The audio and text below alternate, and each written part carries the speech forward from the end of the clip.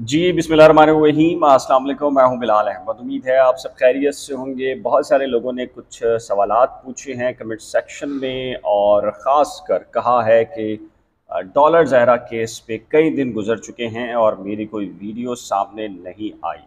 तरह-तरह के लोगों के अंदाज़े हैं, बात कर रहे हैं और ख़ासकर जो ज़ुनैरा माहम का लाइव शो हुआ पिछले दिनों और जिसमें मैंने शिरकत नहीं की, क्यों नहीं की और मेरी आईडी किसने इस्तेमाल की और क्या कुछ लिखा, क्या वाक़ई मैंने लिखा, जिसमें ये कहा जा रहा था कि मैं अब पीछे हट गया हूँ और ख़ासकर जो फंडिंग के मामलात हैं, उसकी वजह से अब मैं ज़ुनैरा माहम के साथ नहीं चल सकता। तो लोगों ने कमेंट सेक्शन में पूछा है और इस पे बहुत सारे लोगों ने वीडियोज़ भी बना ली हैं। चूँकि ज़ाहिर है कि वो कमेंट्स बाकायदा स्क्रीन पर भी ज़ुनैरा माहम ने ऑन एयर किए और लोगों ने उस पर फिर तरह-तरह के दिलचस्प किस्म के तबसरे भी किए। मियाँ आसिफ साहब ही नहीं बल्कि और बहुत सारे लोग जो यूट्यूबर्स हैं, उन्होंने भी इसकी तस्दीक चाही कि ये मामला क्या है, इसके बैकग्राउंड में क्या चीज़ें हैं और ज़ाहिर है मैं क्यों नहीं बना रहा कई दिन से इस पर वीडियो, हालाँकि तसलसल के साथ जो कह लीजिए कि डॉलर्स कमाने वाली जो एक कंपनी है इस केस में, डॉलर ज़हरा केस में, और एक झूठा मनगढ़ंत किस्म का बयानिया, और ज़ाहिर वो ये करते हैं कि पेरेंट्स की तरफ से वो एक मसीहा हैं और कोई एक ऐसा ऑपरेशन, मुक़द्दस किस्म का ऑपरेशन और फ़राइज़ सर अंजाम दे रहे हैं। वो डेली बेसिस पे बनाते हैं, पुरानी वीडियोज़ निकालते हैं, पुराने क्लिप्स निकाल लेते हैं, लड़की के, लड़के के, पेरेंट्स के, या फिर पुराने किसी इशू को लेकर आकर। इशू ये है कि उनके तो व्यूज़ ख़त्म हो गए हैं, उनको व्यूज़ नहीं मिल रहे। केस अब लगता है 10 से 15 दिन के बाद वो क्या करें? ज़ाहिर है कि उनके पास यही ऑप्शन है कि डॉलर हर शाम को देखना है उन्होंने कितने डॉलर आए, $5 आए, $10 आए। बहुत ही छोटी कीमत के ऊपर काम कर रहे हैं वो। $4 $5 के ऊपर आ गए हैं वो लोग। इससे पहले वो $20 $25 पे पर डे के ऊपर थे। लोगों ने मुझसे भी पूछा है कि मैंने कितने पैसे कमाए हैं इस ज़हीर केस में।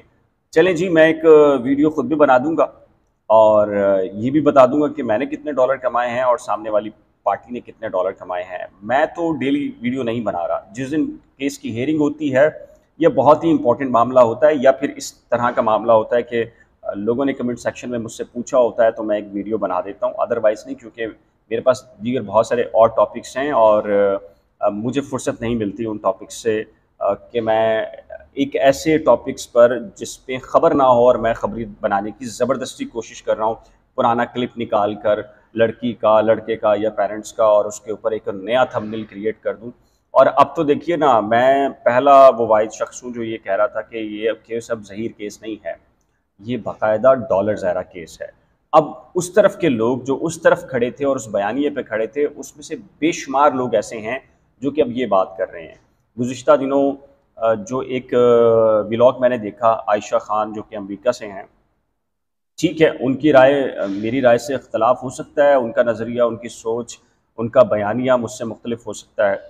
उन्होंने भी जो बात कही है, बिल्कुल दुरुस्त बात की है कि हकीकत में जो विलन है, वो विलन नहीं है। जो हीरोज़ बन के सामने आए हैं इस झूठे प्रोपेगेंडे में, वो असल में हीरोज़ नहीं हैं और मामला सिर्फ़ और सिर्फ़ ज़्यादा से ज़्यादा पैसे कमाने का है, सनसनी फैलाने का है। हालाँकि मैं इस चीज़ पे बिलीव करता हूँ कि जो कुछ कोर्ट में हो रहा है, यूट्यूब पर बिल्कुल नहीं बताया जाता, और जो कुछ यूट्यूब पर चल रहा है, उसका कहीं से भी कोई असर या ताल्लुक़ जो है वो अदालत से नहीं है, ना ही सिंध हाई कोर्ट से है, ना ही एडिशनल डिस्ट्रिक्ट एंड सेशन जज ईस्ट की अदालत से है जहाँ पर ये केस चल रहा है, ना और फैमिली कोर्ट से है, ना लाहौर की कोर्ट से है।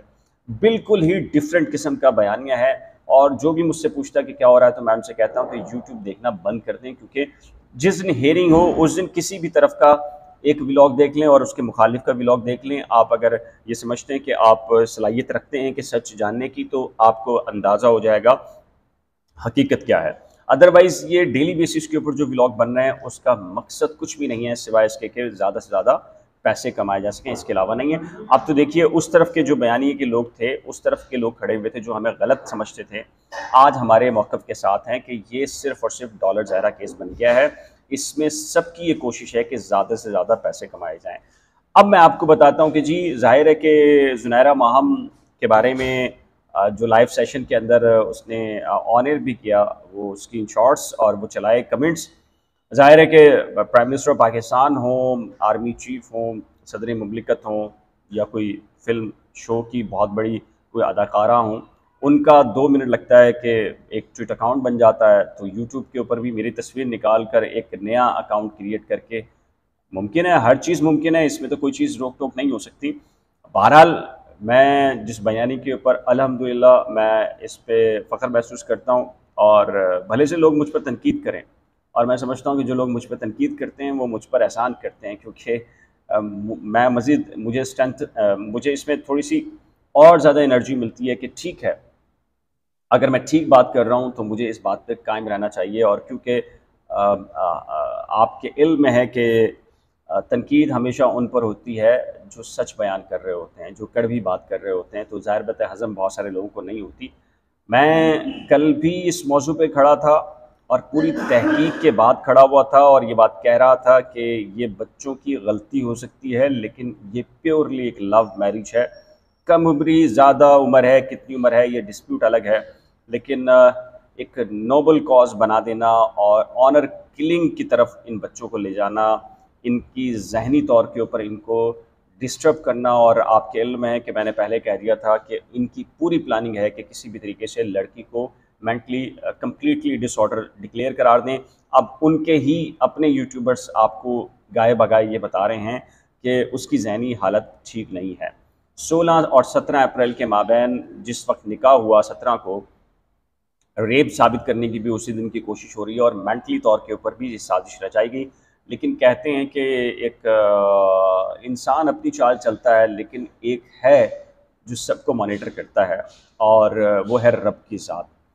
मेरा ख़्याल है कि रब की ज़ात ने इस केस में जो कुछ एक झूठा किस्म का, एक नोबल किस्म का कॉज समझकर इस केस को लाया गया था, उसमें गाहे बगाए गैर मरी कह लीजिए कि सपोर्ट हुई है हकीकत को सामने आने के लिए। और डॉक्टर फातिमा और दीगर ने जो कुछ बातें कही हैं वो हकीकत पर मबनी हैं। और अब ज़ाहिर है कि उस तरफ के कैंप के लोग भी ये कह रहे हैं कि इसमें सारा खेल ही डॉलर्स का है।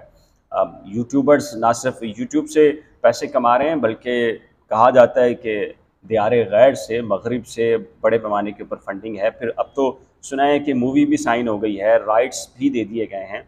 अब तो उधर में फ़िल्म स्टार बनना है, हीरो बनना है, उसमें आपकी फ़िल्म बंदी होनी है, अक्स बंदी होनी है। फिर इसमें कहाँ कौन सा रिश्ता रहेगा बाप बेटी का और इस मोहब्बतों का। अब तो मामला कहीं के कहीं चले गए हैं, मामला कहीं के कहीं पहुँच चुके हैं। इंशाल्लाह एक आध दिन में जैसे इस केस में कोई पेशरफ्त होगी तो मैं ज़रूर आऊँगा, लाइव सेशन में भी आऊँगा और वीडियो भी बनाऊँगा, और शायद मेरा ख़्याल है कि कुछ नए सबूत भी हैं, उनको भी सामने लेकर आऊँगा। तो नई वीडियो और लाइव सेशन देखने तक के लिए दीजिए इजाज़त। एक नई वीडियो के साथ जल्द मिलेंगे, लेकिन जाने से पहले रिक्वेस्ट है कि अगर आपने करंट अफेयर्स विद बिलाल या नई खोज में से किसी एक को भी सब्सक्राइब नहीं किया तो बराए करम सब्सक्राइब, वीडियो को शेयर, लाइक और बेल आइकन को लाज़िम प्रेस कीजिएगा। खुदा हाफ़िज़।